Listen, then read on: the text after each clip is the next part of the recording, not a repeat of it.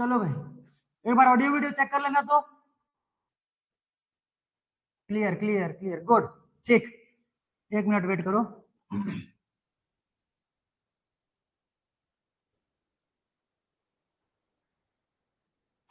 ठीक है फिर चलो। तो लास्ट क्लास में कार्बोनेट्स कंपाउंड्स का हम लोगों ने मेजर पोर्शन जो है वो कंप्लीट कर चुका है, ठीक। और कुछ ही उसके पोर्शंस बाकी है। तो एक एक एक हम लोग देखेंगे केमिकल प्रॉपर्टीज ऑफ हाइड्रोकार्बन्स। जितने भी कंपाउंड्स हम लोगों ने बनाना सीखा हुआ था उन्हीं के केमिकल प्रॉपर्टीज क्या होता है पहले वो देखेंगे।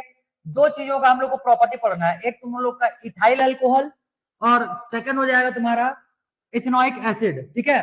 तो ये दो कंपाउंड्स के फॉर्मेशन प्रिपरेशन उनके सारे प्रोसेस देखने, उनके यूजेस देखने हैं। उसके बाद फिर सोप एंड डिटर्जेंट, दो और अलग से छोटे छोटे टॉपिक्स है, फिर हो जाएगा तुम्हारा चैप्टर क्लियर, ठीक। तो लास्ट क्लास में हम लोगों का नेमिंग से रिलेटेड लगभग लगभग सब कुछ कंप्लीट हो चुका है, ठीक है। तो आज की क्लास में हेडिंग लगाओ केमिकल प्रॉपर्टीज ऑफ हाइड्रोकार्बन्स या कार्बन कंपाउंड्स, जो भी लिखो।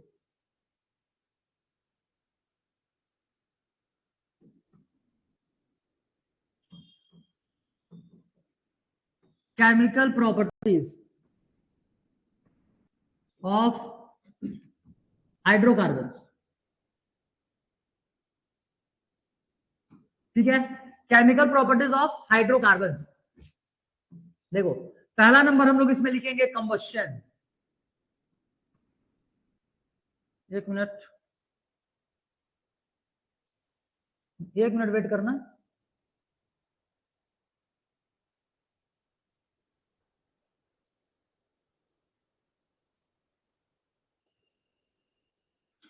हाँ भाई, जितने लोग का डाउट है अभी रुक जाओ, क्लास के एंड में सारे डाउट्स के क्वेश्चन लिखना, तब वहां पे क्लियर करेंगे। अभी अगर डाउट क्लियर करने बैठे तो फिर ये चैप्टर जो है ये यहीं पे रुक जाएगा, ठीक है। तो लास्ट के 10 मिनट्स 15 मिनट्स तुमको दे दिया जाएगा, लास्ट में क्वेश्चन जो भी डाउट है उसको पूछ लेना, ठीक है। चलो कंबस्शन। तो देखो यहां पे हम लोगों को दो चीजें देखना है। पहला समझो दोनों को, कंबस्शन, ठीक। और सेकंड नंबर हो जाएगा इसमें से ऑक्सीडेशन। ऑक्सीडेशन, अब समझो दोनों में क्या क्या डिफरेंस होता है। कंबस्शन बोलने का मतलब होता है किसी भी एक कंपाउंड को ऑक्सीजन से रिएक्ट करवाना, सिर्फ और सिर्फ ऑक्सीजन के प्रेजेंस में उसको जलाना है, बोलने का मतलब, ठीक है। तो इस प्रोसेस को हम लोग बोलते हैं कंबस्शन। लेकिन जब ऑक्सीडेशन का प्रोसेस किया जाता है तो इसके दो ऑप्शन, या तो इसमें ऑक्सीजन हम लोग ऐड करवाएंगे, या फिर जैसे हाइड्रोकार्बन में हाइड्रोजन भी होता है, मान लो CH4 हो गया, CH4 हो गया। अगर यहां से हाइड्रोजन रिमूव कर दिए, फॉर एग्जांपल यहां से 2 हाइड्रोजन रिमूव कर दिए, ठीक है, 2 हाइड्रोजन रिमूव कर दिए और बचेगा क्या यहाँ पे CH, एक सेकंड ये नहीं वेट, जैसे मान लो C2H6 है, इसमें से 2 हाइड्रोजन हम लोगों ने रिमूव कर दिया, -H2, 2 हाइड्रोजन रिमूव कर दिया तो बचेगा क्या यहाँ पे C2H4, ठीक है। तब के केस में रिमूवल ऑफ हाइड्रोजन हो या फिर एडिशन ऑफ ऑक्सीजन हो, दोनों को हम लोग बोलते हैं ऑक्सीडेशन। तो ऑक्सीडेशन के केस में ऑक्सीजन से रिएक्ट कर भी सकता है, मतलब एडिशन ऑफ ऑक्सीजन होगा या फिर रिमूवल ऑफ हाइड्रोजन होगा। तो इन दोनों ही केसेस को हम लोग बोलते हैं ऑक्सीडेशन। बट कंबस्शन अगर बोला जाएगा तो सिर्फ और सिर्फ रिएक्शन होता है यहाँ पे ऑक्सीजन के साथ में। क्लियर इतना? तो हम लोग हाइड्रोकार्बन को अब ऑक्सीजन के प्रेजेंस में रिएक्ट करवाएंगे। बोलने का मतलब ये है कि ऑक्सीजन के प्रेजेंस में, क्या ऑक्सीजन से जब रिएक्ट करवाते हैं तो इसका मतलब हम लोग उसको जला रहे हैं, ठीक है, उसको बर्न करवा रहे हैं। क्लियर? तो देखो combustion reaction, reaction with oxygen,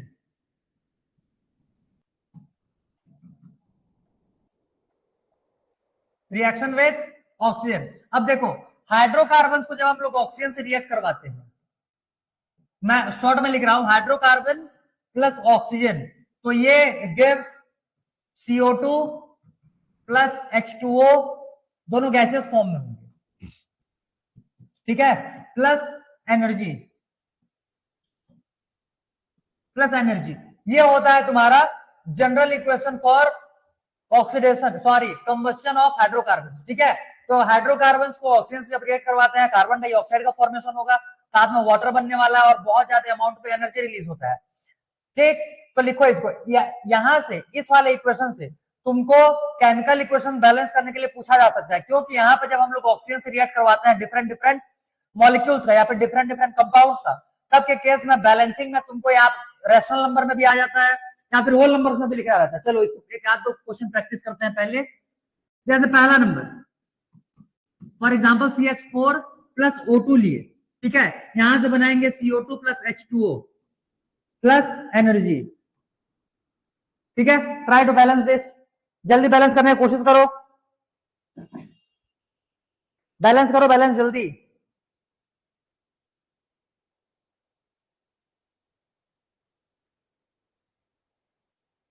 हो गया? चलो अब मैं लिख रहा हूं, मैच कर लेना। यहाँ पे कार्बन एक बैलेंस, हाइड्रोजन 4 हाइड्रोजन 2, तो यहाँ पे 2 लग जाएगा हाइड्रोजन। अब गिनो ऑक्सीजन, ऑक्सीजन को बैलेंस लास्ट में करना है क्योंकि ऑक्सीजन एक सिंगल क्या बोलते हैं एलिमेंटल स्टेट में है। बोलने का मतलब सिर्फ ऑक्सीजन लिया हुआ, इसके साथ में ये कंपाउंड नहीं है, किसी दूसरे कोई दूसरा एटम इसके साथ में नहीं है, तो इसको बैलेंस एकदम लास्ट में करना, क्योंकि इधर देख लेना जितने ऑक्सीजन हो रहे होंगे उतना इधर पर ऐड करना है तुमको। तो पहले बैलेंस करोगे कार्बन, उसके बाद हाइड्रोजन, और लास्ट में इसका बैलेंस करना है तुमको ऑक्सीजन।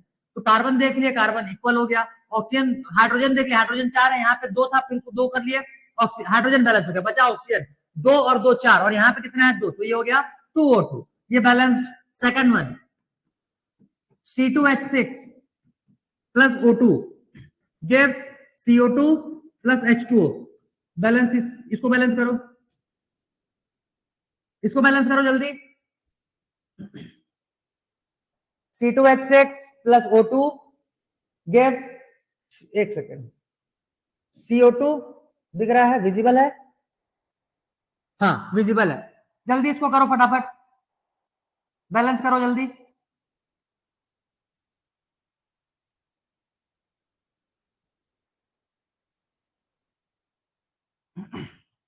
चलो अब बैलेंस करो, मैं देखो पहले कार्बन, तो कार्बन यहाँ पे 2 है, यहाँ पे हम लोगों ने 2 कार्बन लगा दिया, हो गया ये। उसके बाद हाइड्रोजन बैलेंस करना, हाइड्रोजन यहाँ पे कितने हैं 6, और उधर है 2, तो हम लोग इसमें 3 का मल्टीप्लाई करेंगे, तो 3 2 6 हाइड्रोजन हो गया। अब लास्ट में बैलेंस करना है तुमको ऑक्सीजन, तो पहले ऑक्सीजन काउंट करो, यहाँ पे ये 2 और ये हो जाएगा 2, तो 2 2 ये हो गया 4, और 4 के बाद यहाँ पे कितना आ जाएगा ये 3, 4 प्लस 3, टोटल यहाँ पे 7 ऑक्सीजन है।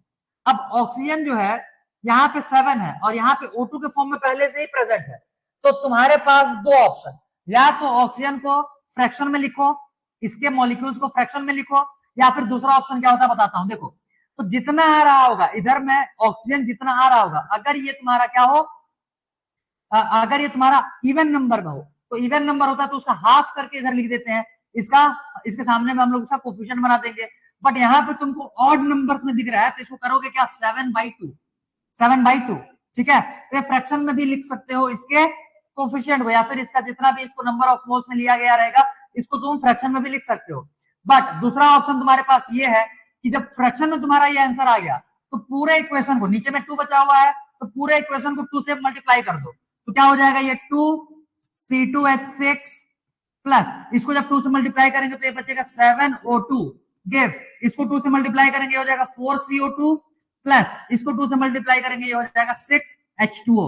तो ये होल नंबर्स के फॉर्म में तुम्हारे आ गए, और ये तुम्हारे फ्रैक्शन के, दोनों ही 100% करेक्ट है, दोनों में तुमको फुल मार्क्स मिलेगा, किसी में भी मार्क्स कटेगा नहीं। ये दोनों को लिखने का तरीका हो जाएगा, फ्रैक्शन के फॉर्म में लिखोगे तो ऐसे लिखना, अदरवाइज जितना डिनोमिनेटर में आ रहा होगा पूरे इक्वेशन से उस नंबर को मल्टीप्लाई कर देना, तब के केस में तुम्हारा जो कोफिशिएंट्स है सारे के सारे मॉलिक्यूल्स के, वो तुमको मिल जाएंगे होल नंबर के फॉर्म में।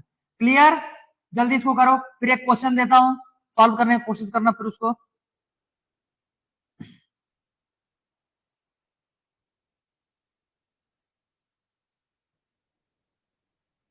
डन, क्लियर, ठीक है।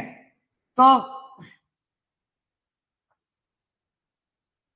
हाँ ठीक, चलो, तो अब एक और हाइड्रोकार्बन लेते हैं, इसको बैलेंस करो, C4H10 ले लो, ठीक, plus O2 gives CO2 plus H2O plus energy, balance, जल्दी बैलेंस करो इसको, C4H10 plus O2 gives CO2 plus H2O plus energy. पहले कार्बन बैलेंस करना है, उसके बाद हाइड्रोजन, लास्ट में तुमको बैलेंस करना है ऑक्सीजन, लास्ट में बैलेंस करना है ऑक्सीजन।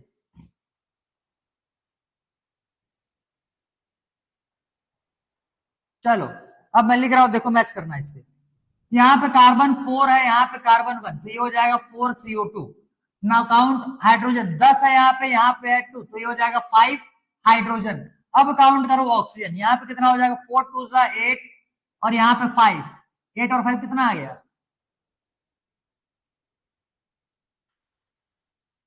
5। हाँ 8 और 5 कितना हो जाएगा, ये 13। तो इसमें कितने का मल्टीप्लाई करोगे, 13/2 का, 13/2 का C4H10, C4H10 13/2 का मल्टीप्लाई हो जाएगा, ठीक है। तो ये आ गया तुम्हारा, या तो इसको फ्रैक्शन में लिखो, अदरवाइज इसी को तुम होल नंबर में लिखना चाहते हो तो पूरे इक्वेशन को नीचे के डिनोमिनेटर मतलब 2 से मल्टीप्लाई करना, तो ये हो जाएगा 2C4H10, ये हो जाएगा 13O2, ये हो जाएगा 4CO2, वो हो जाएगा 5H2O। क्लियर। तो ये हो जाएगा तुम्हारा बैलेंस करने का तरीका हाइड्रोकार्बन को। हाइड्रोकार्बन जब भी तुमको बैलेंस करने के लिए दिया जाएगा, यही स्टेप्स याद रखोगे। सबसे पहला बैलेंस करोगे कार्बन, उसके बाद हाइड्रोजन, और लास्ट में तुमको बैलेंस करना है ऑक्सीजन। तो तुम्हारा कोई सा भी बैलेंसिंग गलत नहीं होगा। क्लियर। नोट डाउन जल्दी करो इसको।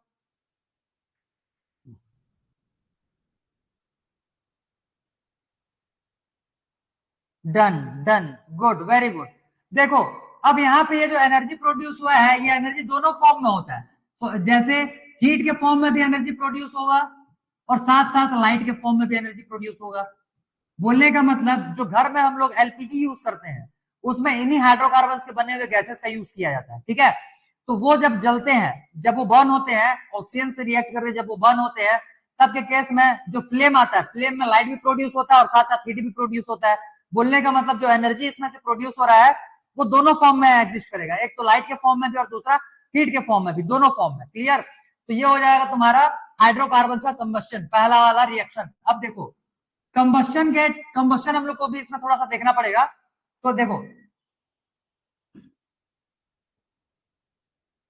कंबशन का मतलब तो सीधा सीधा बर्न होता है, ठीक है। बोलने का मतलब जलना, किसी भी चीज को जलाने के प्रोसेस को हम लोग बोलते हैं कंबशन।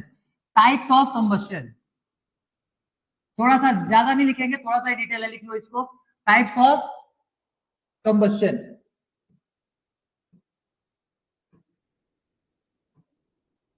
Types of combustion. एक होता है तुम्हारा कंप्लीट कंबशन,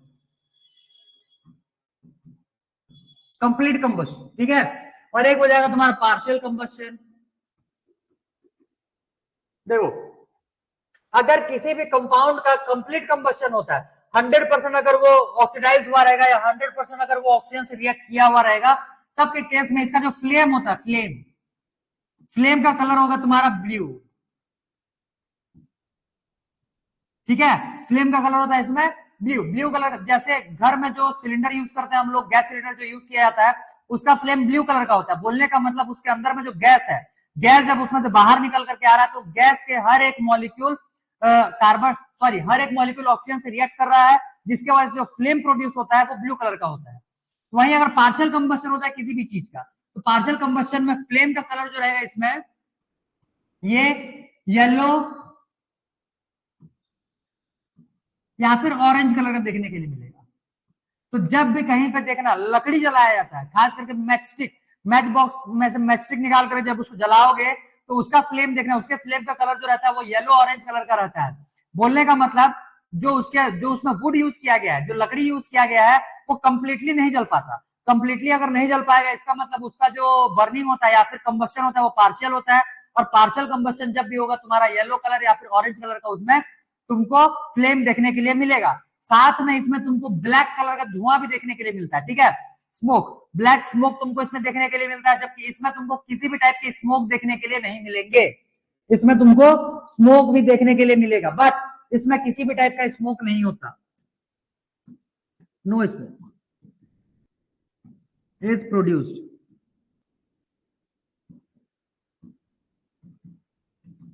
ठीक। और इसमें स्मोक प्रोड्यूस होता है। तो ये हो जाएगा तुम्हारा कंबशन के दो टाइप्स, ठीक है। जिसमें से एक होता है कंप्लीट कंबशन, दूसरा होता है पार्शियल कंबशन। अब जहां पे भी तुम्हारा कंप्लीट कंबशन होता है, वहां पे तुम्हारा फ्लेम ब्लू कलर का ही होगा। तो देखो सॉलिड सब्सटेंस, जैसे यहाँ पे तो हम लोग जो हाइड्रोकार्बन यूज करते हैं या फिर जो एलपीजी हम लोग यूज करते हैं, उसमें जो भी हमारा सब्सटेंस है जिसको हम लोग को जलाना है, वो तुम्हारे गैसियस फॉर्म में है। तो कुछ कुछ सॉलिड सब्सटेंसेस भी होते हैं जो कि कंप्लीट कंबशन कर सकते हैं। जैसे फॉर एग्जांपल देखो कोल, कोल, कोयला जो होता है अगर उसको पूरे के पूरे जिस जिस फॉर्म में होता है, मान लो स्टोन के फॉर्म में आया हुआ है, तो उसी उसको वैसे ही एज इट इज अगर स्टोन के फॉर्म में यूज करोगे, तब के केस में उसका कंप्लीट कंबस्शन नहीं होता है। तो फैक्ट्रीज वगैरह में कोयले बहुत ज्यादा अमाउंट पे यूज किया जाता है, क्योंकि वहां पे बड़े बड़े फर्नेस लगे हुए रहते हैं। फर्नेस, ये बड़े बड़े फर्नेस लगे हुए रहते हैं जहां पे कि मेटल्स को पूरा का पूरा मेल्ट मेल्ट किया जाता है।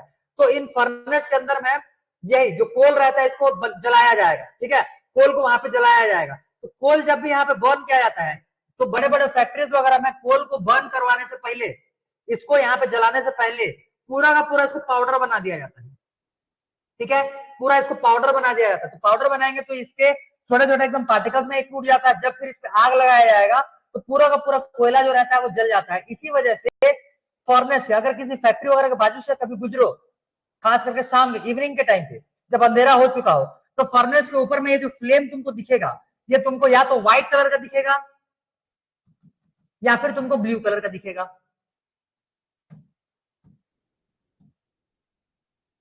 या तो तुमको ब्लू कलर का दिखेगा। तो दोनों ही केसेस में, व्हाइट हो फ्लेम या फिर ब्लू हो फ्लेम, दोनों ही केसेस में जो भी कंपाउंड रहता है उसका कंप्लीट कंबस्शन हो रहा होता है। जल्दी से नोट डाउन करो इतने को जल्दी नोट डाउन करो, फिर आगे बढ़ेंगे यहां से।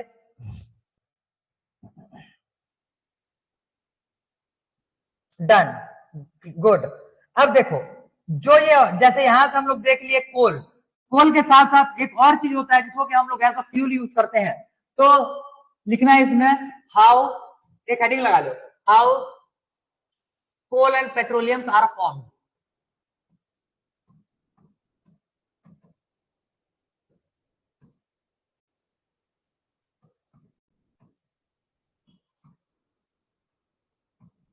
How coal and petroleum form, ठीक है।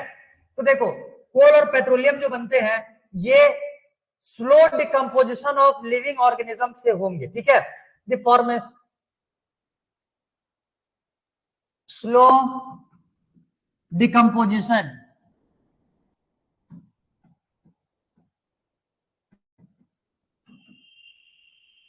डिकम्पोजिशन ऑफ, एक second, at slow decomposition at high temperature and high pressure.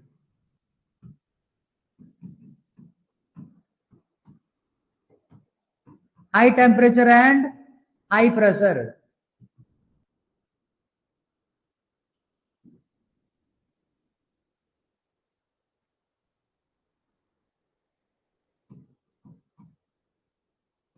High pressure of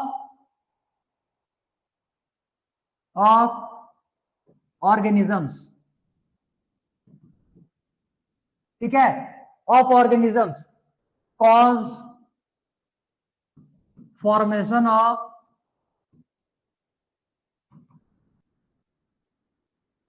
of coal and petroleum.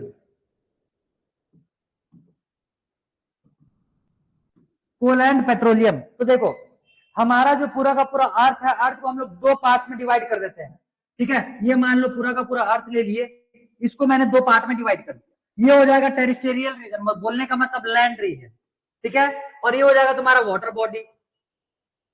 तो वाटर बॉडी के नीचे में भी पूरा का पूरा लैंड रहता है। पानी ऊपर में फ्लोट तो करेगा नहीं, पानी भी किसी ना किसी लैंड के ऊपर में ही पूरा का पूरा रखा हुआ है। इसका मतलब वाटर के नीचे में जब जाओगे तो वहां पे भी तुमको पानी देखने के लिए मिलेगा।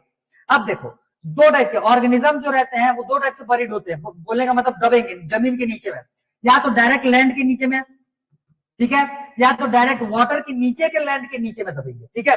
यहाँ पे देखो डिफरेंस है, ये सीधा का सीधा लैंड के नीचे में, लैंड के ऊपर में कोई वाटर बॉडी नहीं है, बट यहाँ पे लैंड के ऊपर में वाटर बॉडी है और वाटर के नीचे में लैंड, लैंड के नीचे में फिर ऑर्गेनिज्म सारे के सारे बरीड हो जाएंगे, मतलब दबे हुए रहेंगे, ठीक है। तो इस हिसाब से जो ऑर्गेनिजम्स वाटर बॉडी के नीचे दबे हुए रहते हैं ये पेट्रोलियम फॉर्म करते हैं,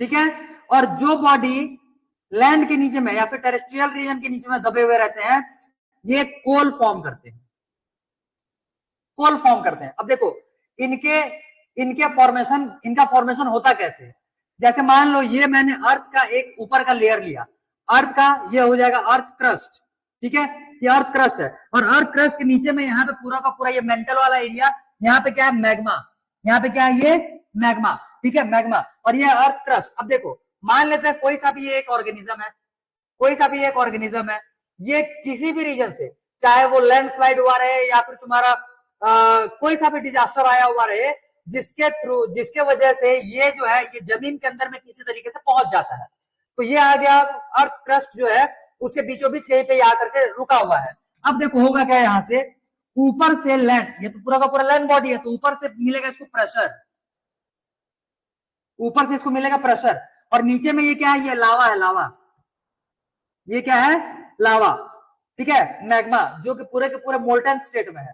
तो नीचे में ये भी मोल्टन स्टेट में, बोलने का मतलब यहाँ पे हाई टेम्परेचर होता है, यहाँ पे क्या होता है, हाई टेम्परेचर। तो टेम्परेचर इसको मिलेगा कहां से,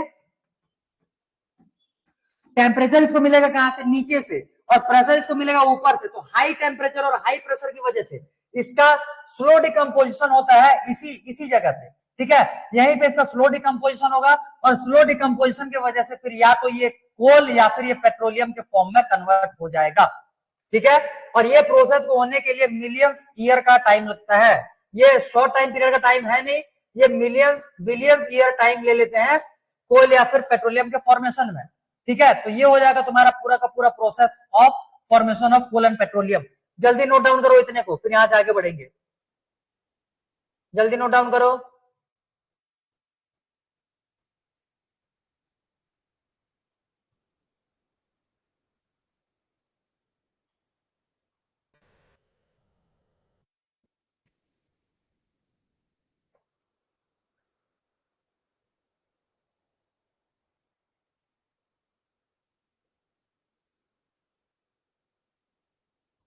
डन, गुड। चलो अब हम लोग अगले वाले रिएक्शन पे चलते हैं। पहला तो रिएक्शन देख लिया हम लोगों ने हाइड्रोकार्बन का ऑक्सीजन के साथ, मतलब कंबस्शन, ठीक।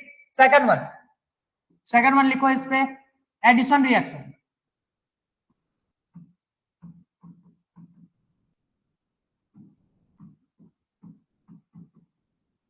एडिशन रिएक्शन, तो देखो सबसे पहला इसमें हम लोग देखेंगे addition of hydrogen, addition of hydrogen. इस प्रोसेस को बोला जाता है hydrogenation,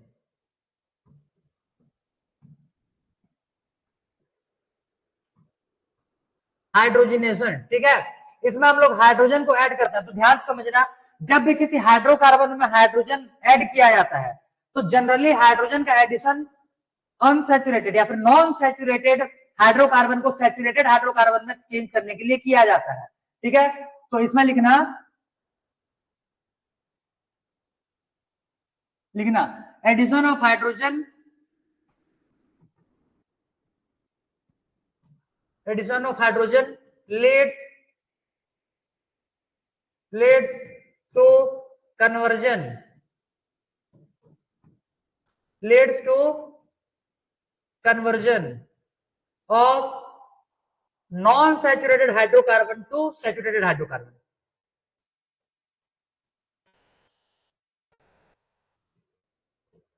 Non-saturated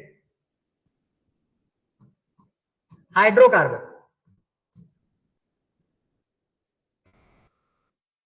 to saturated hydrocarbon, ठीक है।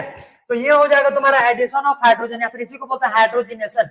एग्जांपल में क्या लिखेंगे, जनरली इसमें नॉन सैचुरेटेड हाइड्रोकार्बन ही लिए जाते हैं।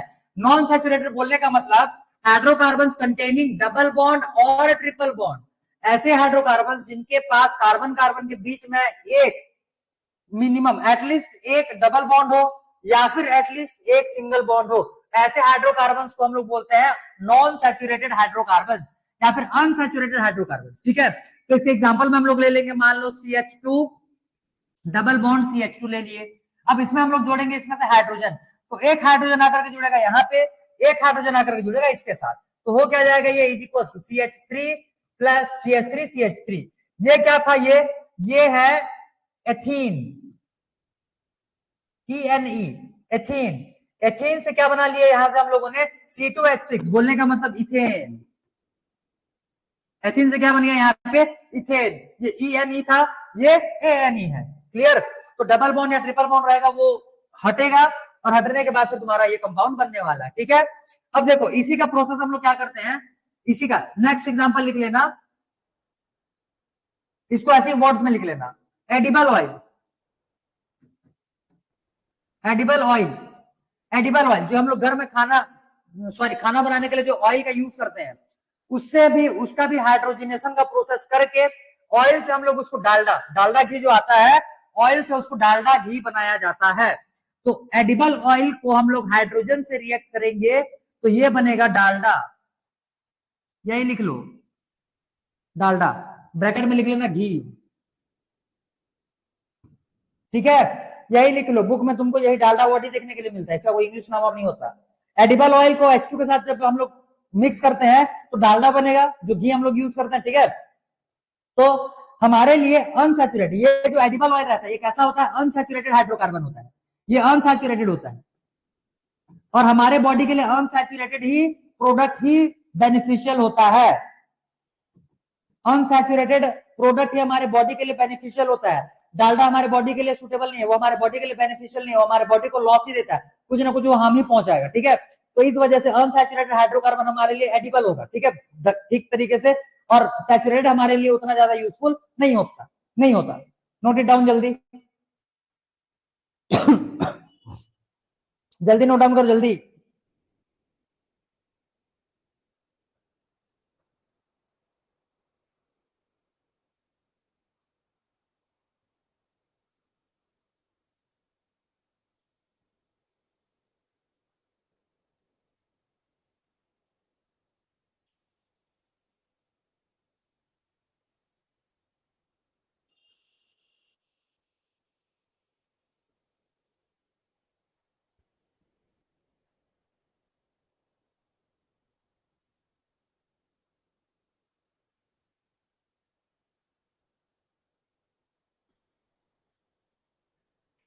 जल्दी लिखो जल्दी।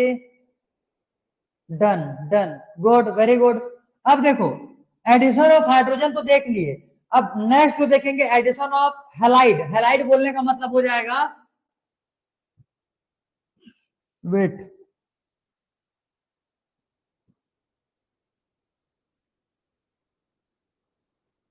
Addition of halide. हैलाइड बोलने का मतलब हो जाएगा Cl2, मतलब क्लोरीन, या फिर ले लो इसमें से ब्रोमीन Br2, या फिर ले लो इसमें से आयोडीन, वो हो जाएगा I2। तो ये सारे के सारे प्रोडक्ट का जब एडिशन करेंगे तो सेम प्रोसेस से होता है जैसा कि हाइड्रोजन ऐड किया गया था। तो ये भी क्या हो जाएगा, मान लो यहाँ पे हम लोगों ने ले लिया CH2 double bond CH2 plus यहाँ से ले लिया मान लो Br2। तो जैसे H2 लिए तो दोनों दोनों ही क्या बोलते हैं पार्ट्स में एक एक हाइड्रोजन जुड़े हुए थे, वैसे यहाँ पे Br2 लिए हुए हैं तो दोनों ही पार्ट्स में एक एक ब्रोमीन जुड़ जाएगा। तो क्या आ जाएगा CH2Br। ठीक, और ये हो जाएगा CH2Br। अगर इसका आईयूपीएसी नेमिंग करोगे तो क्या हो जाएगा, ये 1 नंबर, ये 2 नंबर, तो क्या हो जाएगा ये 1,2 डाइब्रोमो, 1,2 डाइब्रोमो, क्या हो जाएगा ये मिथेन इथेन, इथेन। ठीक, 1,2 डाइब्रोमो इथेन, जल्दी नोट डाउन करो जल्दी।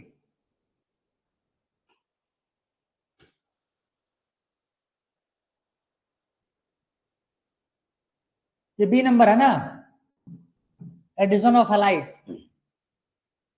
हैलाइड बोलने का मतलब ये हैलोजन ग्रुप में क्लोरीन ब्रोमीन आयोडीन आते हैं। हैलाइड मतलब कि क्लोराइड ब्रोमाइड आयोडाइड, ये सारे के सारे हो जाएंगे तुम्हारे रिएक्शन करने वाले के कंपाउंड, सॉरी मॉलिक्यूल्स।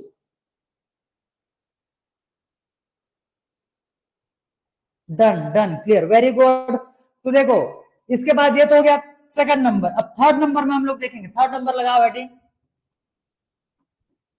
ये हो जाएगा सब्स्टिट्यूशन रिएक्शन।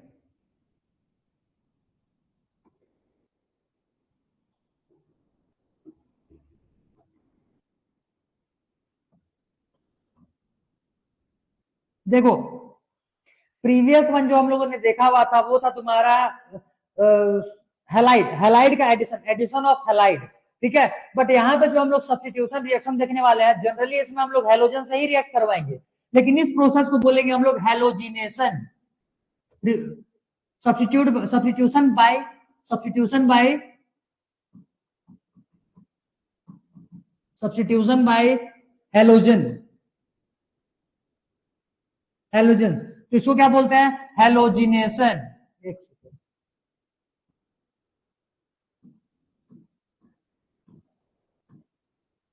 हैलोजिनेशन। ठीक है, तो देखो हैलोजिनेशन में हम लोग करेंगे क्या? जनरली प्रीवियस वन जो हम लोगों ने एग्जांपल लिया हुआ था उसमें हम लोगों ने अनसैचुरेटेड हाइड्रोकार्बन लिए हुए थे, बट यहाँ पे अभी हम लोग सैचुरेटेड हाइड्रोकार्बन ही लेंगे। सैचुरेटेड हाइड्रोकार्बन बोलने का मतलब ये हो जाएगा CH3 सिंगल बॉन्ड CH3। तो इसका स्ट्रक्चर पहले देख लो, इसका स्ट्रक्चर कैसे होता है? ये C, एक हाइड्रोजन, दो हाइड्रोजन, तीन हाइड्रोजन, फिर ये C, एक दो तीन हाइड्रोजन, ये हो गया हाइड्रोजन, ये हो गया हाइड्रोजन, और ये सारे के सारे हाइड्रोजन हो गए। प्लस यहाँ पे अगर मैंने Cl2 लिखा तो बोलने का मतलब ये हो रहा है यहाँ पे क्लोरीनेशन। क्लोरीनेशन, Br2 जोड़ते हैं तो ब्रोमिनेशन हो जाता, फिर वैसे बस सिंपल, तो क्लोरीनेशन। ठीक है, वो आयोडीनेशन हो जाएगा, फिर आयोडीन अगर जोड़ेंगे तो अब देखो यहाँ पे ये जो क्लोरीन, यहाँ पे दो एटम्स तुमको दिख रहा है, एक एक हाइड्रोजन को यहाँ से ये क्या करेंगे? रिप्लेस करेंगे और उसके जगह पे आकर खुद बैठेंगे, तो ये हो क्या जाएगा? अब यहाँ से प्रोडक्ट बनाओ। और ये इससे याद रखना H2 हाइड्रोजन गैस रिलीज होता है जब भी हैलोजिनेशन किया जाता है, हाइड्रोजन गैस यहाँ से रिलीज होगा, आएगा क्या? ये CH2, और यहाँ पे लिखेंगे Cl, CH2, और यहाँ पे लिखेंगे इसका Cl। जल्दी से इसका यूपीएससी नेमिंग भी लिखो, मैं इसके नीचे में लिखता हूँ, फिर मैच करना। इसका यूपीएससी नेमिंग भी लिखो, CH2Cl, CH2Cl, जल्दी लिखो जल्दी। ये हो जाएगा 1,2 dichloro ethane, 1,2 dichloro ethane, 1,2 dichloro ethane.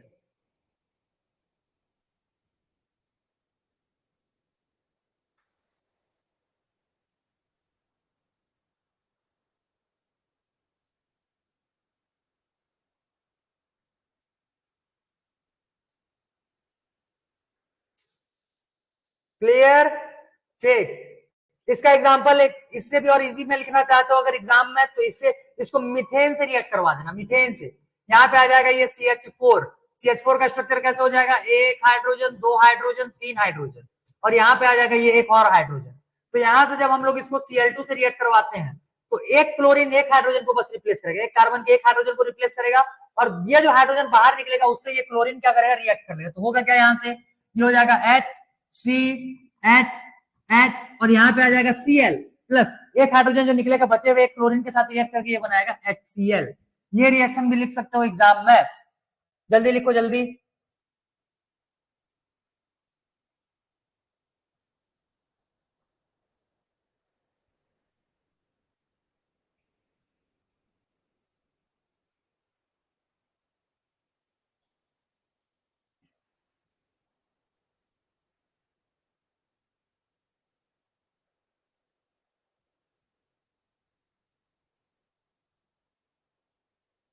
हो गया? Done done, very good. चलो, तो इतने से तुम्हारे केमिकल प्रॉपर्टीज कंप्लीट हो जाएंगे हाइड्रोकार्बन के। इससे ज्यादा और तुमको नहीं करने हैं। सबसे पहले हम लोगों ने देखा हुआ था कंबस्शन, जिसमें कि ऑक्सीजन से रिएक्ट करवाए थे। उस वहां से तुमको बैलेंस करने के लिए डेफिनेटली एक क्वेश्चन दिया जाएगा, ये श्योर है। आया समझ में? तो हाइड्रोकार्बन को बैलेंस करने का स्टेप्स मत भूलना, जहां पे इक्वेशंस लिखे हुए हो वहां पे 3 स्टेप लिख लो। First balance carbon, second balance hydrogen, and last में बैलेंस करना है तुमको ऑक्सीजन। यही स्टेप अगर लगाओगे तब जाकर के तुम एग्जैक्ट बैलेंसिंग कर पाओगे, अदरवाइज देख रहे हो उसमें से ऑक्सीजन के साथ में फ्रैक्शन में भी नंबर जुड़ रहे हैं, तो फ्रैक्शन नंबर तभी तुमको मिलेंगे जब लास्ट में ऑक्सीजन को बैलेंस करो। तो स्टेप्स उसका याद रखना, पहले कार्बन बैलेंस, फिर हाइड्रोजन बैलेंस, लास्ट में ऑक्सीजन बैलेंस, हाइड्रोकार्बन के केस में। क्लियर? ठीक, तो इतने में तुम्हारा केमिकल प्रॉपर्टी जो पूरा कंप्लीट। दो हम लोगों को ऑर्गेनिक कंपाउंड्स देखने हैं जिनके बारे में पूरा डिटेल देखना है। एक उनका प्रिपरेशन देखेंगे, उनके यूजेस देखेंगे, उनके एप्लीकेशन जो भी रहेंगे उनके सारे डिटेल हम लोग को देखना है। तो दो ऑर्गेनिक कंपाउंड्स जिनके बारे में हम लोग को डिटेल में देखना है, एक में भी आज एक तो हो ही जाएगा। ठीक है, तो पहला लगाओ आज का हेडिंग। इसके बाद पहले ये हेडिंग लगा लो, तो सब इंपॉर्टेंट ऑर्गेनिक कंपाउंड्स।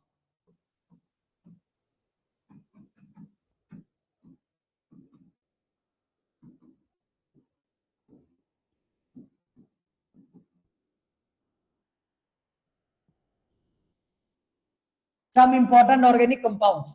आज हम लोग देखेंगे पहला नंबर इथाइल अल्कोहल।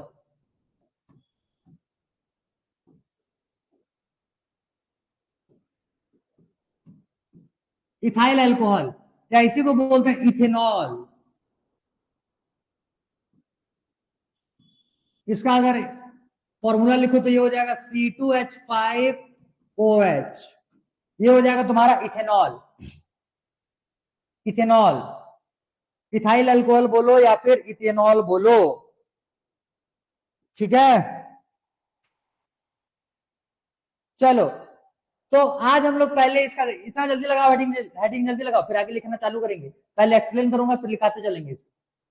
इथाइल अल्कोहल,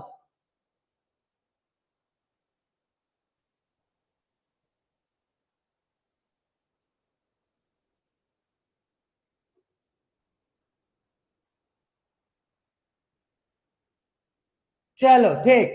तो इथाइल अल्कोहल को ये जो ऑर्गेनिक सब्सटेंस है, इसको बनाने के लिए हम लोग कोई सा भी ऐसे कंपाउंड या कोई सा भी ऐसा सब्सटेंस या ऐसा फूड मटेरियल का हम लोग यूज कर सकते हैं जिसमें कार्बोहाइड्रेट या फिर शुगर कंटेंट हो, ठीक है।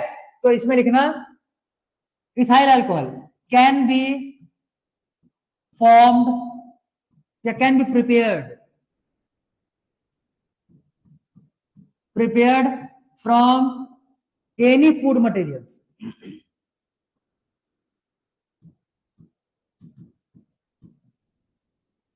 any food material which contains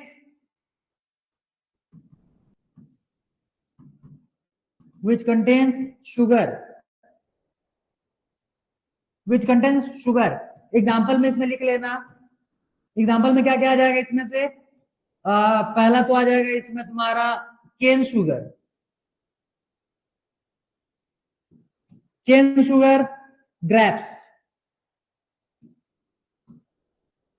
grapes, और इसमें और क्या आ जाएगा तुम्हारा राइस भी जो रहता है, जो चावल हम लोग खाते हैं, यहां से भी इथाइल अल्कोहल फॉर्म होता है, क्योंकि राइस में भी बहुत अच्छे खासे अमाउंट पे शुगर प्रेजेंट होता है, ठीक है। तो जो कोई सा भी फूड मटेरियल हो जिसमें कि शुगर होता है, उससे हम लोग अल्कोहल बना सकते हैं। क्लियर। जनरली आज हम लोग देखेंगे शुगर केन से अल्कोहल बनाने का प्रोसेस। तो देखो, केन शुगर को जब हम लोग खेत से निकाल करके लाते हैं, तो इसमें जो शुगर अवेलेबल होता है उसको हम लोग बोलते हैं सुक्रोज, ठीक है। केन शुगर में sugar in cane sugar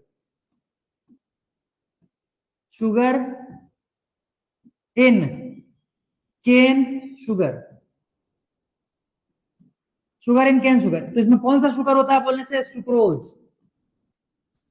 sucrose. जैसे ग्लूकोज जानते हो, ग्लूकोज का ही एक भाई समझ लो दूसरा एक शुगर होता है, उसको हम लोग बोलते हैं फ्रक्टोज, ठीक है। और उनसे भी बड़े लेवल का जो शुगर होता है ये होता है तुम्हारा सुक्रोज, ठीक। सुक्रोज का जो फॉर्मूला होता है ये हो जाएगा तुम्हारा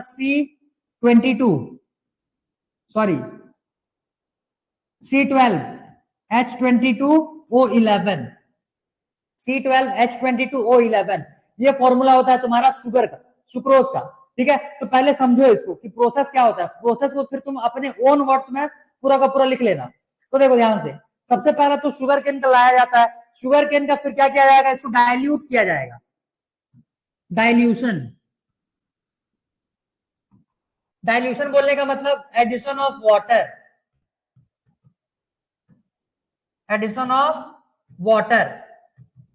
और इसको एडिशन ऑफ वाटर हम लोग कब तक करेंगे, till 10% sugar concentration, 10% sugar concentration,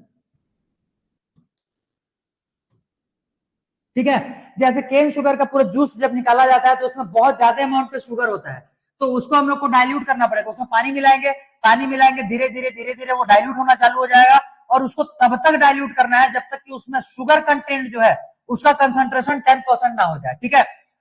केन शुगर में तो मान करके चलो 90%, मोर देन 80-90% आसपास के उसमें शुगर प्रेजेंट होंगे, ठीक है। तो उसमें पानी इतना मिलाते चल रहा है कि उसका शुगर कंटेंट जो है वो कितना हो जाए, 10% कंसंट्रेशन होते तक का उसका शुगर, तब तक हम लोग को उसको डाइल्यूट करना है, ठीक। आफ्टर डाइल्यूट करने के बाद अब इस शुगर सॉल्यूशन में शुगर सॉल्यूशन में। अब इसमें हम लोग मिलाते हैं यीस्ट, इसमें क्या मिलाया जाएगा, यीस्ट मिलाया जाता है, ठीक है। अब देखो यीस्ट जो रहता है, यीस्ट दो टाइप के तुम्हारे एंजाइम्स प्रोड्यूस करता है।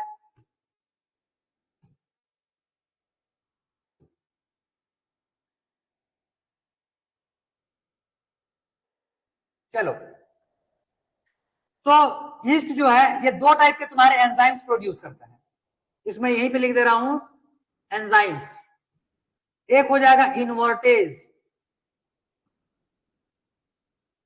ठीक, और एक हो जाएगा जाइमेज, INVERTASE इनवर्टेज, और ये हो जाएगा ZYMASE जाइमेज। देखो ये जो हम लोगों ने शुगर देखा हुआ था सुक्रोज, इसको बाजू में लिख लो कहीं पे, अगर साइंस लोगे तो अगले साल तुमको चैप्टर नंबर 9 बायोलॉजी में सुक्रोज के बारे में पढ़ना है, बायोमोलिक्यूल्स में। तो वहां पे तुम्हारा इस टर्म का जो मैं अभी यूज करने वाला हूं, इसका यूज तुमको वहां पे मिलेगा। तो सुक्रोज जो रहता है, सुक्रोज, इसको हम लोग बोलते हैं इनवर्ट शुगर, इनवर्ट शुगर, ठीक, इनवर्ट शुगर बोलते हैं। तो जिस टाइप का शुगर होता है उसको तोड़ने के लिए उसी के नाम के लास्ट में ASE जब लगा देते हैं तो वो एंजाइम बन जाता है उस शुगर को ब्रेक डाउन करने का। तो अगर इसको हम लोग इनवर्ट शुगर बोल रहे हैं तो इसको ब्रेक डाउन अगर करना है तो इसके लिए हम लोग को कौन सा एंजाइम का रिक्वायरमेंट होगा, इनवर्टेज। तो यहाँ पे कौन सा एंजाइम का यूज होगा, इनवर्टेज। जो इनवर्टेज यूज प्रोड्यूस जो किया हुआ है इसी का यूज होगा। अब देखो मैं नीचे में इसका रिएक्शन लिखता हूं, कैसे देखो। सबसे पहला सुक्रोज, ठीक है, सुक्रोज जो रहता है, पहला पहला एंजाइम कौन सा आएगा इसमें, इनवर्टेज, इनवर्टेज। इनवर्टेज जो है इसको क्या किया जाएगा, इनवर्टेज इसको तोड़ेगा किसमें किसमें बोले से, ग्लूकोज प्लस फ्रक्टोज। नाम अलग अलग है, ठीक है, डिफरेंस अभी तुमको समझ में नहीं आएगा। फॉर्मूले जो है दोनों के सेम होते हैं। ग्लूकोज का फॉर्मूला क्या होता है, C6H12O6, और ये फ्रक्टोज का क्या हो जाएगा, C6H12O6। दोनों का ही फॉर्मूला सेम, दोनों का ही मॉलिक्यूलर फॉर्मूला सेम। डिफरेंस क्या होता है ये तुम जो साइंस लेगा वो अगले साल पढ़ेगा, जो साइंस नहीं लेगा उसको इनके डिफरेंस से कोई मतलब नहीं है, भूल जाओ, इग्नोर। ठीक है, ग्लूकोज बन गया, फ्रक्टोज बन गया। अब ग्लूकोज और फ्रक्टोज जो है, ग्लूकोज या फिर फ्रक्टोज जो भी बने हुए रहेंगे, दोनों ही जब बनते हैं, अब इस जाइमेज से ये रिएक्ट करेंगे। अब यहां पे आएगा जाइमेज, जाइमेज जब आएगा तब इनको, ये ग्लूकोज और फ्रक्टोज जो है इनको ये कन्वर्ट कर देगा किसमें, इथाइल अल्कोहल में,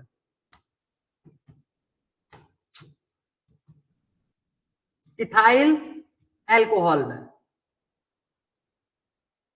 ठीक। अब देखो इथाइल अल्कोहल में प्रोटीन जब इसको कन्वर्ट करता है तो इसका प्रोसेस होता कैसे, पहले ध्यान से उसको समझो। सबसे पहले हम लोगों ने शुगर केन लाया, शुगर केन को हम लोगों ने सबसे पहले क्या करेंगे, शुगर केन में को पहले डाइल्यूट किया जाएगा, इतना डाइल्यूट किया जाएगा कि इसका जो शुगर कंटेंट है ये 10% के कंसंट्रेशन के इक्वल पहुंच जाए, ठीक है। तो डाइल्यूट करने के बाद जब ये डाइल्यूट हो जाएगा तब के केस में फिर इस पे हम लोग यीस्ट डालेंगे, यीस्ट। यीस्ट जो रहता है इनवर्टेज ये एंजाइम प्रोड्यूस करता है जो कि सुक्रोज को ये कन्वर्ट कर देगा ग्लूकोज और फ्रक्टोज में। याद रखना ये जो शुगर हम लोगों ने यूज किया हुआ है, ये जो डाइल्यूट किया हुआ शुगर जो है, पानी जो है पूरा का पूरा, इसको हम लोग एक क्लोज्ड कंटेनर में बंद करेंगे जहां पे एयर टाइट क्लोज्ड कंटेनर होना चाहिए। और टेम्परेचर जो है ये मान करके चलो 30 डिग्री के आसपास नहीं हो, 30 डिग्री सेल्सियस इतने का बस टेम्परेचर चाहिए, क्लोज्ड कंटेनर चाहिए, प्लस डार्क एरिया चाहिए। डार्क बोलने का मतलब अंधेरा होना चाहिए, ठीक है। तो इसके लिए कंडीशन क्या क्या है, डार्क क्लोज्ड कंटेनर,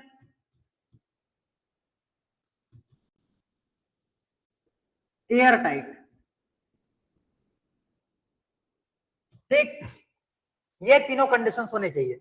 तो जैसे ही हम लोग ये शुगर को कंसंट्रेट करने के बाद 10% कंसंट्रेट करने के बाद सुक्रोज को जब इसमें यीस्ट मिलाया जाता है तो इसको एक क्लोज कंटेनर में ले जाकर के बंद कर देते हैं, डार्क रूम में इसको रखा जाता है, रूम टेम्परेचर 30 डिग्री के आसपास में टेम्परेचर होना चाहिए।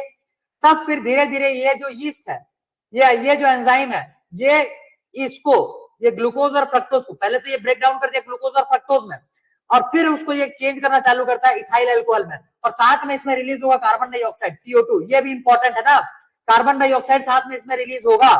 तो देखो, जब अल्कोहल का फॉर्मेशन होते रहता है तो साथ साथ कार्बन डाइऑक्साइड रिलीज होते रहता है। बोलने का मतलब उस कंटेनर के अंदर में, अब कंटेनर को तो हम लोगों ने पूरा का पूरा बंद कर दिया, उसको एयर टाइट किया हुआ है, अगर बीच में बिना अल्कोहल फॉर्म हुए अगर हम कंटेनर को ओपन करते हैं तो ये अल्कोहल के खराब होने का भी चांस होता है। तो इस वजह से कोई ना कोई सा एक ऐसा साइन होना चाहिए जिससे हमको पता चले कि अल्कोहल का जो फॉर्मेशन है या प्रिपरेशन जो है ये कंप्लीट हो चुका है। तो इसके लिए काम आता है ये CO2, कार्बन डाइऑक्साइड का गैस। जब तक इथाइल अल्कोहल का कन्वर्जन होते रहे, सॉरी, ये ग्लूकोज फ्रक्टोज का इथाइल अल्कोहल में कन्वर्जन होते रहता है, तब तक कार्बन डाइऑक्साइड का फॉर्मेशन भी होते रहता है। बोलने का मतलब अंदर से बबल्स के साउंड सुनने के लिए मिलेंगे, अंदर से कार्बन डाइऑक्साइड के बबल्स के साउंड सुनने के लिए मिलेंगे। तो जब तक उसमें बबल्स के साउंड प्रोड्यूस होते रहते हैं कंटेनर से, तो ये माना जाता है कि अल्कोहल का फॉर्मेशन हो रहा है।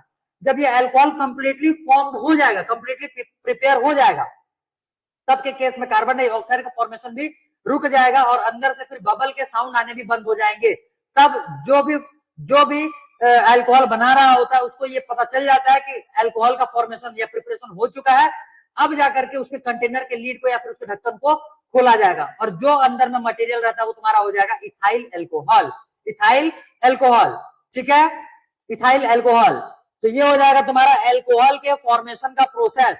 फिर से एक बार बोल रहा हूँ, रिपीट कर रहा हूँ, ध्यान से सुनना। एक सेकंड, इसका मैं साइज छोटा कर देता हूं पहले।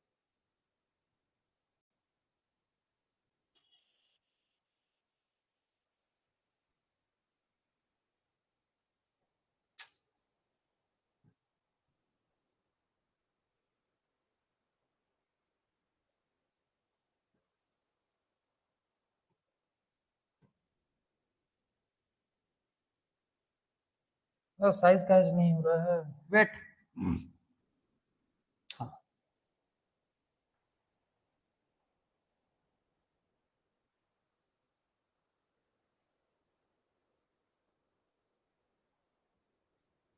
ठीक। तो ये इतने में सारा कुछ आ गया है। एक बार ढंग से देख लो, मैं इसको एक बार रिपीट कर दे रहा हूं, देखो ध्यान से सुनो। पहले सबसे पहला हम लोगों ने इथेनॉल बनाने के लिए, इथाइल अल्कोहल बनाने के लिए हम लोगों ने केन शुगर सिलेक्ट कर लिया। ये जो प्रोसेस अभी हम लोगों ने देखा हुआ था, ये केन शुगर के अलावा तुम ग्रेप्स हो गया, राइस हो गया, कोई सा भी मटेरियल ले सकते हो जिसमें कार्बोहाइड्रेट हो या फिर शुगर हो, ठीक है। अब देखो, सबसे पहले हम लोगों ने केन शुगर ले लिया, केन शुगर को अब हम लोग डाइल्यूट करना स्टार्ट करेंगे। तो एक कंटेनर लिया जाएगा, कंटेनर में केन शुगर डाल करके उसमें पानी मिलाया जाएगा, इतना पानी मिलाया जाएगा कि शुगर का कंसंट्रेशन 10% का हो जाए। उसके बाद फिर उसी के अंदर में हम लोग यीस्ट मिलाएंगे, फिर उसको कंटेनर को हम लोग ढक्कन से बंद कर देंगे और पूरा का पूरा एयर सीलिंग कर देंगे, मतलब एयर का पास नहीं होना चाहिए उसमें, ठीक है। उसके बाद कंटेनर को ले जाकर के किसी एक क्लोज्ड डार्क रूम में रख दिया जाएगा जहां का टेम्परेचर अप्रोक्सीमेट 30 डिग्री सेल्सियस के आसपास का होना चाहिए। उसके बाद फिर इस पे जो ईस्ट मिलाया गया था, ईस्ट से दो टाइप के एंजाइम्स प्रोड्यूस होते हैं, एक हो जाएगा तुम्हारा इन्वर्टेज, दूसरा हो जाएगा तुम्हारा जाइमेज। तो केन शुगर में सुक्रोज मिलता है, सुक्रोज को इन्वर्ट शुगर भी बोला जाता है, सुक्रोज को इन्वर्ट शुगर भी बोला जाता है। तो इन्वर्ट शुगर को तोड़ने के लिए, उसको ब्रेक डाउन करवाने के लिए एक एंजाइम जिसको बोलेंगे इन्वर्टेज, और प्रोड्यूस कौन किया हुआ है, यीस्ट। जैसे ही यीस्ट उसको प्रोड्यूस करता है, शुगर का ब्रेकडाउन स्टार्ट हो जाता है, सॉरी सुक्रोज का ब्रेकडाउन स्टार्ट हो जाता है, और सुक्रोज जो है ये ब्रेकडाउन होकर के ग्लूकोज और फ्रक्टोज बनाएगा। ग्लूकोज और फ्रक्टोज का फिर आगे का काम होता है अल्कोहल बनाना, ठीक है। तो ग्लूकोज और फ्रक्टोज को फिर हम लोग जाइमेज एंजाइम, नेक्स्ट एंजाइम जो यहाँ पे वर्क करने वाला होगा वो है जाइमेज। जाइमेज एंजाइम से इथाइल अल्कोहल और कार्बन डाइऑक्साइड का फॉर्मेशन होता है। और कंटेनर क्लोज होने की वजह से हमको कोई साइन नहीं पता चलता, उसको बाहर से हम लोग देख नहीं पाते, इसी वजह से कार्बन डाइऑक्साइड का फॉर्मेशन ये इंडिकेशन है कि अल्कोहल का फॉर्मेशन हो रहा है। जब कार्बन डाइऑक्साइड बनना बंद हो जाएगा तब के केस में अल्कोहल का फॉर्मेशन वहां पे कंप्लीट हो चुका होगा। क्लियर?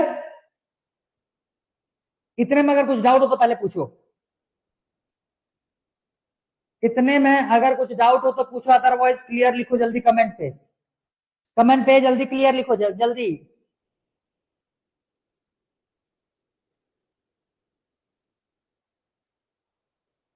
Clear clear, good. देख लो भाई, बाकी भी देख लो, अगर किसी को इतने में कुछ डाउट हो तो पहले पूछ लो।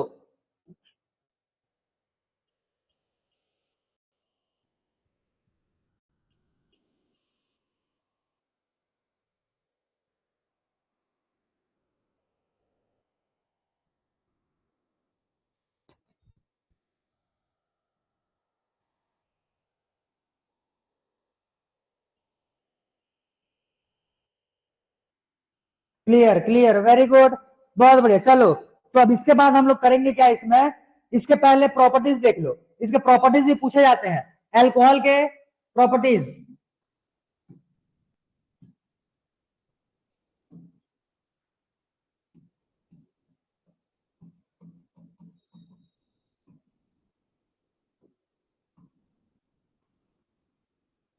प्रॉपर्टीज ऑफ अल्कोहल, तो पहला हम लोग देखेंगे इसमें फिजिकल प्रॉपर्टी।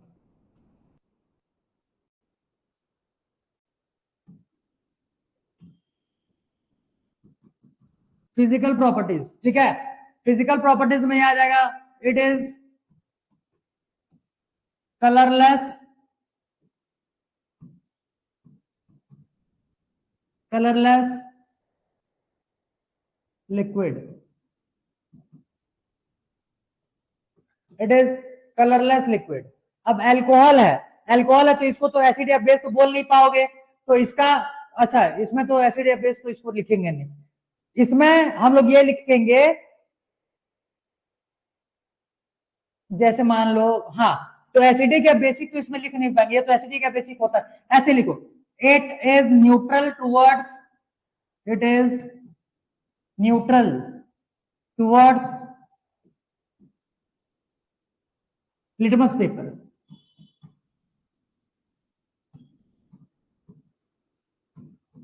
ठीक है, boiling point is 78 degree, boiling point is 78 degree Celsius, 78 degree Celsius. और इसमें से क्या आएगा, तीन तो पॉइंट्स हो गया, एक आध पॉइंट याद करने की कोशिश करो, याद आ जाए तो इसको लिखवाएंगे, अदरवाइज तीन के बाद बाकी एक आध दो पॉइंट तुम्हारे। एक इसका स्मेल ही लिख लो, इसके स्मेल को ही, इसका स्पेसिफिक नेम अल्कोहलिक स्मेल ही है, तो इसको लिखेंगे इट प्रोड्यूसेस अल्कोहलिक स्मेल,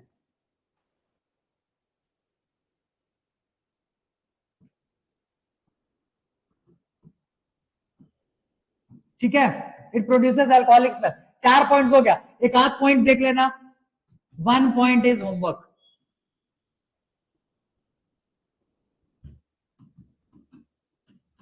जल्दी नोट डाउन करो जल्दी, ये हो जाएगा इसका फिजिकल प्रॉपर्टीज, जल्दी नोट डाउन करो जल्दी, केमिकल प्रॉपर्टीज फिर देखेंगे।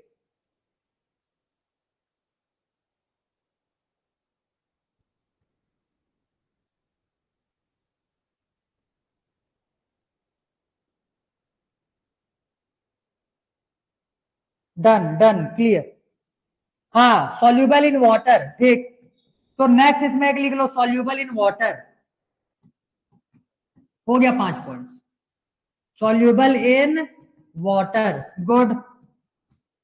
तो ये तुम्हारे हो जाएंगे इसके 5 फिजिकल प्रॉपर्टीज।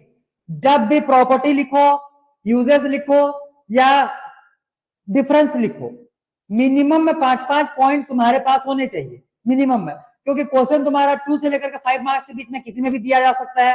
2 पॉइंट्स दिया तो 3 या 4 उसमें से डिफरेंस लिख लो, 3 मार्क्स का है तो भी उसमें से 3 या 4 या 5 पॉइंट्स लिख लो, और 5 मार्क्स का है तो एटलीस्ट 5 तो लिखना ही है, 5 मार्क्स का आएगा तो एटलीस्ट 5 पॉइंट्स तुमको लिखने ही हैं, उसके बाद ज्यादा कुछ भी लिख सकते हो, ठीक है। चलो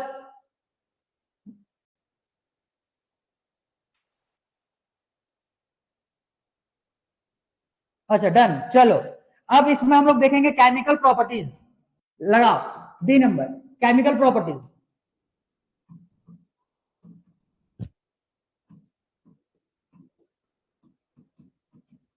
केमिकल प्रॉपर्टीज,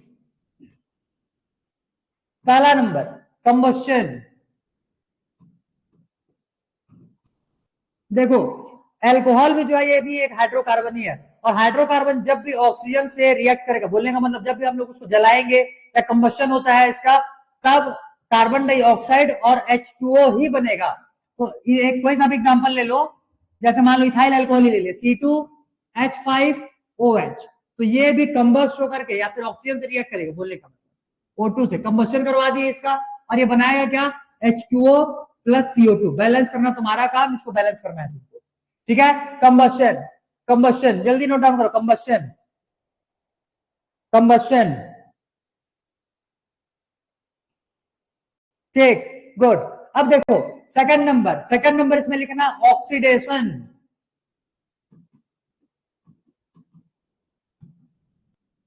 कंबस्शन के बाद अगला लिखना है तुमको ऑक्सीडेशन। अब देखो, जब भी अल्कोहल को ऑक्सीडाइज किया जाता है, ऐसे लिखो, ऑक्सीडेशन ऑफ एल्कोहल। जब भी अल्कोहल को ऑक्सीडाइज करवाया जाता है, तब के केस में इसका दो दो कंडीशंस होगा। एक तो कंप्लीट ऑक्सीडेशन होगा, पहले पार्शियल लिखो, या तो पार्शियल ऑक्सीडेशन होगा या फिर इसका कंप्लीट ऑक्सीडेशन होगा। कंप्लीट ऑक्सीडेशन,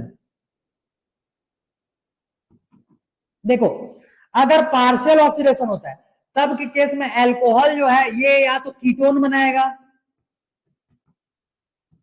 फंक्शनल ग्रुप याद करो, कीटोन बनाएगा, या फिर ये बनाएगा एल्डिहाइड। ठीक है, अगर अल्कोहल का पार्शियल ऑक्सीडेशन होता है, पार्शियल ऑक्सीडेशन, तब ये या तो कीटोन बनाएगा या फिर एल्डिहाइड बनाएगा। ठीक है, वो डिपेंड करता है कि कौन सा हम लोग प्रोडक्ट सॉरी कंपाउंड्स लिए हुए हैं, रिएक्टेंट। ठीक है, अब अगर कंप्लीट ऑक्सीडेशन होता है, कंप्लीट, जैसे कीटोन बनाएगा तो क्या बनाएगा, ये सी डबल बॉन्ड ओ, और एल्डिहाइड बनाएगा तो ये क्या बनाएगा, सी एच ओ। ये जो लिखा है इसको तुम अच्छे से याद कर लेना, क्योंकि ये तुमको ऑब्जेक्टिव्स में भी पूछे जा सकते हैं।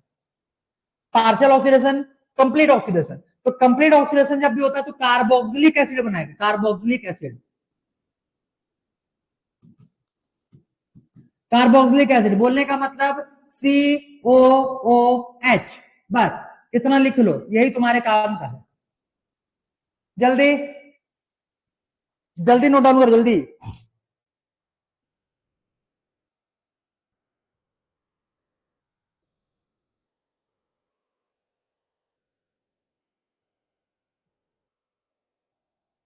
जल्दी नोट डाउन करो, जल्दी।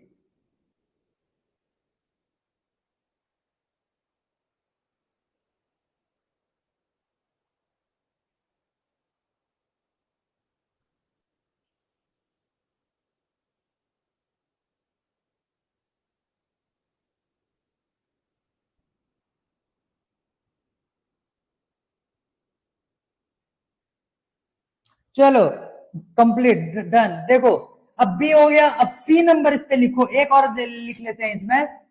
लिखो acidic dehydration, C number acidic dehydration. Hydration का मतलब होता है एडिशन ऑफ वाटर, डिहाइड्रेशन का मतलब हो जाएगा removal of water.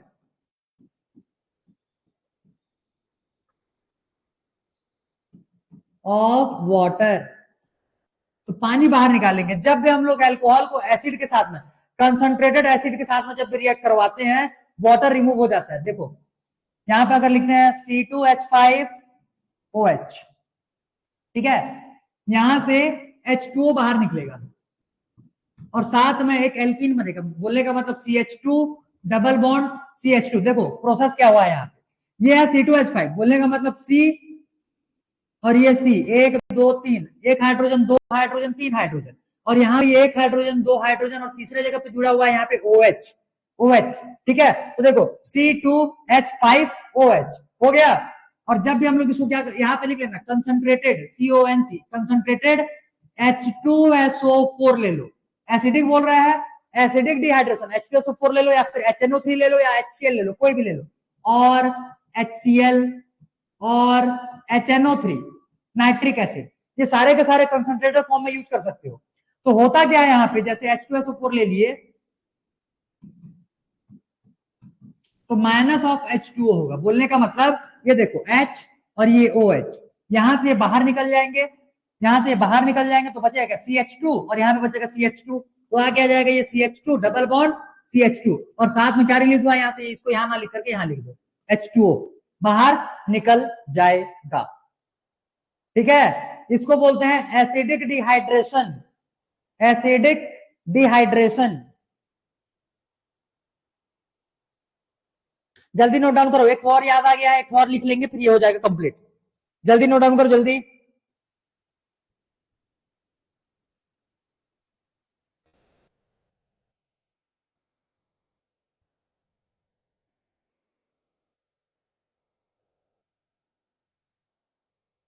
Done done done, clear, good. अब देखो इसके बाद एक लास्ट एक और याद आ गया, लिख लो, reaction of alcohol with sodium metal, इसी के साथ लिखवा दे रहे हैं, डी नंबर, छोटा सा है, लिख लो, रिएक्शन विथ सोडियम मेटल।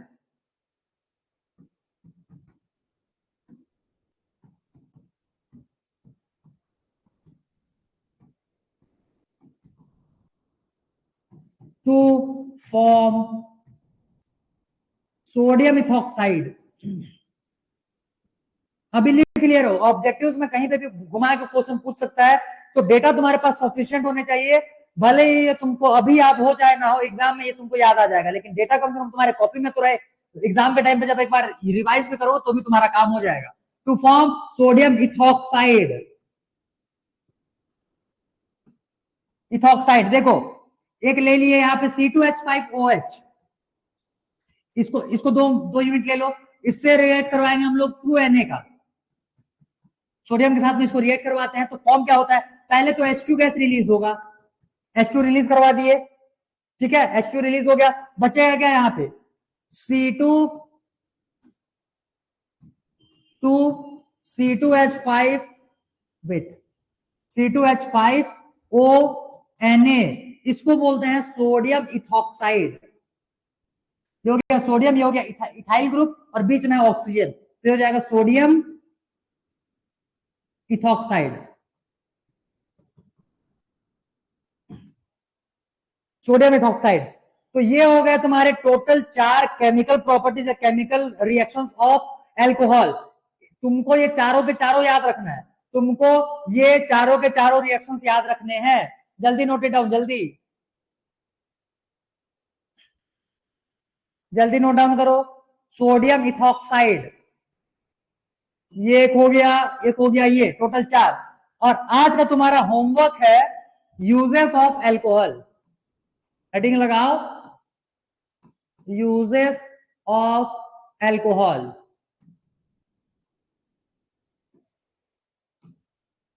ठीक, चलो भाई, कितने लोग का डाउट था जल्दी जल्दी क्लियर करवा लो, जितनों का डाउट था जल्दी जल्दी क्वेश्चन पूछना चालू करो।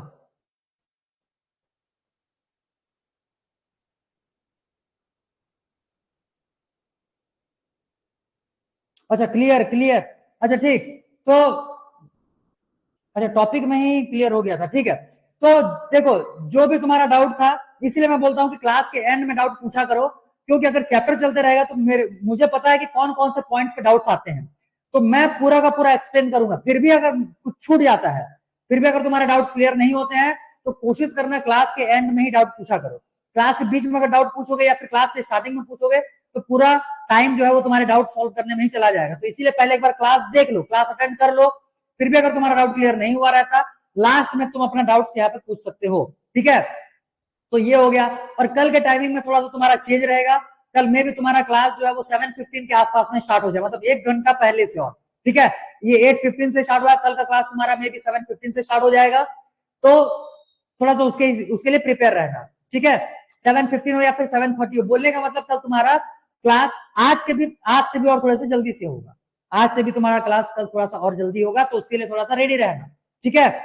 चलो फिर इतने को कंप्लीट करो, कल हम लोग इथेनोइक एसिड, आज तो देख ले इथेनॉल बनाने का प्रोसेस, कल इथेनोइक एसिड बनाने का प्रोसेस देखेंगे, उसके फिजिकल केमिकल प्रॉपर्टीज देखेंगे, छोटा सा है वो, इतना ज्यादा वो नहीं लेंथी है, वो छोटा सा है। उसके बाद फिर तुम्हारा सोप और डिटर्जेंट, बस छोटा छोटा 2 टॉपिक्स बचेंगे, एक साथ में कल ये कंप्लीट हो जाएगा और कल ये चैप्टर हम लोग रैप अप कर लेंगे, ठीक है।